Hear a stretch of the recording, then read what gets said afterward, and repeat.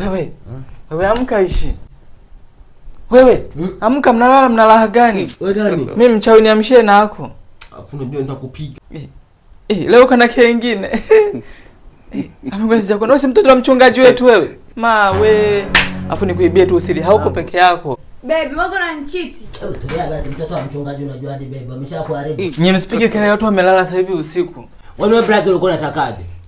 Na wewe dada bana. Hebu nilale na lagani wakati unamsaliti. Hata hivyo micho sisi ndio tunasikia brother, niko naomba unisaidie ka charge simu yangu imeishiwa moto, nataka nikai boost. Sinakuelewa, yani kwamba brother machaja hapa mimi ningeamua kuiba ningeiba bana. Kumbe umeambia ndio kana charge yetu. Ukota. Leta hapa. Unajua ni kana kuona mjanja na nimekudharau. Kwa nini? Yaani unakosa line kabisa, charge ya line. Akati ndio charge bora, alafu ni fast charge, inalinda simu yako isi-overheat, inalinda battery, simu inakuwa ina moto mwingi, haipunguzi moto ukicharge hii charge. Naijua sisi zinapatikana madukani kote. Ulikuwa unajua kama line wana earphone? Hamna. Ulikuwa unajua kama wana earphone? Hamna.